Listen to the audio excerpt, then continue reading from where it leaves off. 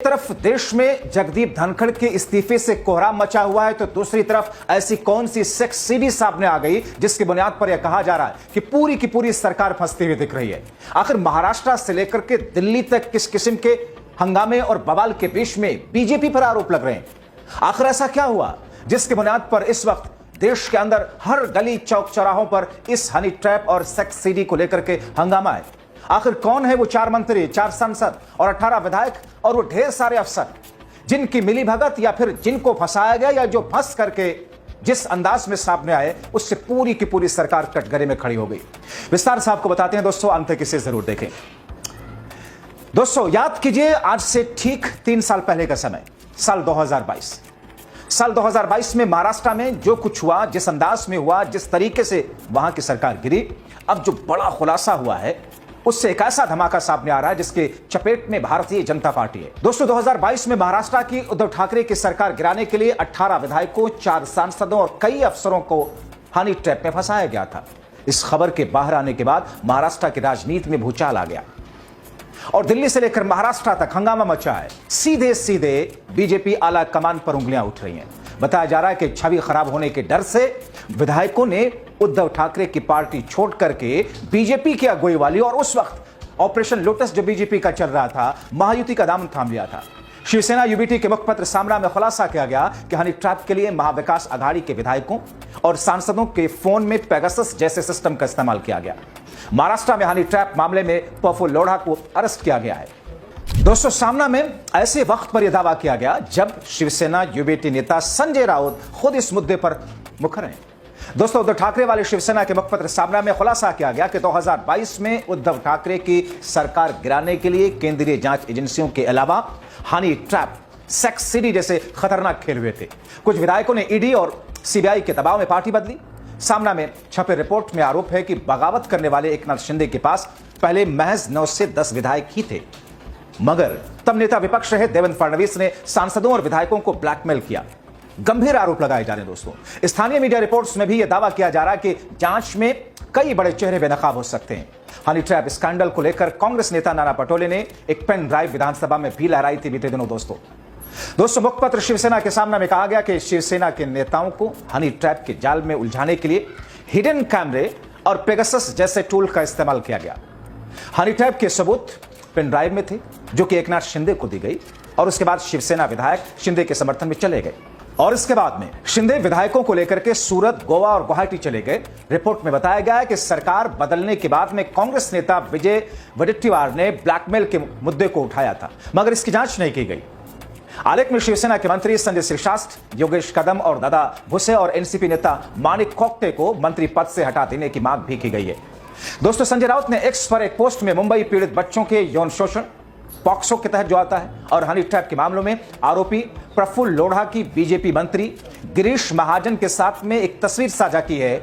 संजय राउत ने लिखा है, मुख्यमंत्री देवेंद्र जी विधानसभा में भी दिशा भूल कर सकते हैं। उन्होंने कहा कि महाराष्ट्र में हनी ट्रैप नहीं है।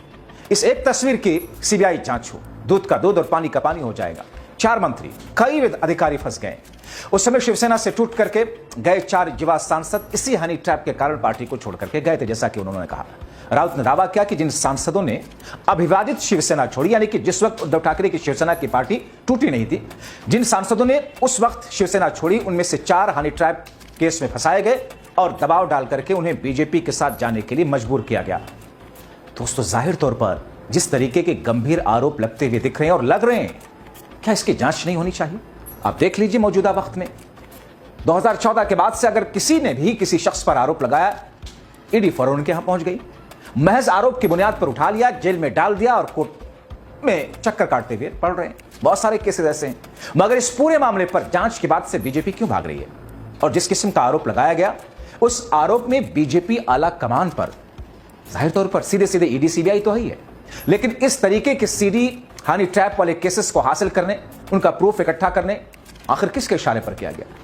दोस्तों उद्धव ठाकरे की शिवसेना सांसद संजय राउत ने मुख्यमंत्री देवेंद्र फडणवीस पर निशाना साधते हुए कहा, फडणवीस ने पिछले सप्ताह विधानसभा में दावा किया था कि महाराष्ट्र में हनी ट्रैप के जरिए ब्लैकमेलिंग का कोई मामला सामने नहीं आया।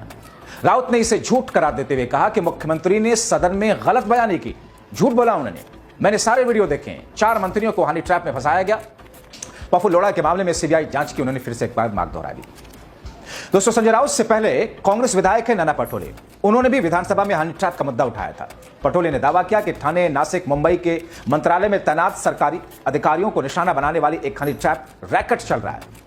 इसकी जांच के लिए सरकार से औपचारिक बयान देने की मांग की थी और ये कहा था कि उनके पास एक पेन ड्राइव में सबूत मौजूद हैं। संजय राउत ने यह भी आरोप लगाया कि हनी ट्रैप के जरिए 17-18 विधायकों, 4 सांसदों, मंत्रियों, जिन्हें बीजेपी ने अपने पाले में किया, ढेर सारे अफसर भी इसमें थे, इन लोगों को संबंधित सीडी दिखाई गई थी। यानी कि इनसे जुड़ा हुआ कोई सीडी था, हनी ट्रैप का मामला था, जिसमें यह भी कहा जा रहा कि सेक्स रैकेट से जुड़ी हुई सेक्स सीडी थी वो।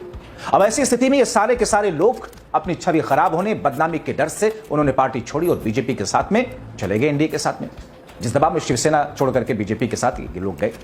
दोस्तों, संजय राउत के इन आरोपों ने महाराष्ट्र की राजनीति में हलचल मचा दी। बीजेपी और शिवसेना उद्धव गुट के बीच पहले से तनाव चल रहा है और यह नया विवाद इस तनाव को और बढ़ा रहा है। बीजेपी ने इन आरोपों को हालांकि खारिज किया और इसे महाविकास अघाड़ी की हताश का परिणाम बताया, लेकिन संजय राउत ने सीबीआई जांच की मांग करके इसे और बल दिया है। जाहिर तौर पर अगर ये सारे के सारे मामले झूठे हैं या सच्चे हैं, इसमें सरकार का दायित्व क्या है, एजेंसियों का दायित्व क्या है, किसकी जांच कराए? जांच से क्यों भाग रही है बीजेपी? अब जबकि महाराष्ट्र की राजनीति में बवाल है, तो ऐसे में राउत के आरोपों के बाद गेंद महाराष्ट्र और बीजेपी के पाले में है। माना जा रहा है कि यह मामला बीजेपी गठबंधन वाली महायुति के लिए गंभीर संकट पैदा करने वाला है। और दोस्तों, यह मामला इस बीच में और तूल पकड़ा जबकि भारतीय जनता पार्टी की केंद्र की मोदी सरकार, एनडीए, बिहार में एनडीए अलग अलग मुद्दों पर बुरी तरीके से घिरी हुई है। और ऐसे माहौल में जबकि एक तरफ देश के उपराष्ट्रपति, राज्यसभा के सभापति जगदीप धनखड़ से इस्तीफा लिया गया, इस्तीफा देना पड़ा उनको, इस बीच में जहां बीजेपी बैकफुट पर है, चौतरफा सवाल खड़े हो रहे हैं, संसद का मानसून सत्र चल रहा है, जहां पर 25 घंटों की बहस तय की गई है, वक्त तय किया गया है, जिसमें ऑपरेशन सिंदूर, सीजफायर, प्लेन कितने गिरे, इन सारी चीजों को लेकर के पहलगाम 25 घंटे, 16 घंटे लोकसभा में और 9 घंटे राज्यसभा में बहस का वक्त तय किया गया है। ऐसी स्थिति में बीजेपी पहले से ही बैकफुट पर दिखाई दे रही है, मगर इस बीच में इन तमाम चीजों का सीधे सीधे आरोप की शक्ल में सामने आना, जांच की मांग करना, बीजेपी के जरिए जांच ना कराया जाना कई सारे सवाल खड़े करता है। ऐसी स्थिति में इस पूरे मामले का नतीजा क्या होगा? आखिर जिन सांसदों को लेकर, मंत्रियों को लेकर, विधायकों को लेकर के और अधिकारियों को लेकर के दावा किया गया कि इनको मजबूर करके, ब्लैकमेल करके तोड़ा गया और फिर उन अधिकारियों का प्रयोग किया गया, इस्तेमाल किया गया, नेताओं को अपने पाले में ले जाया गया, क्या इसका सच बाहर आएगा? क्या इसकी जांच होगी?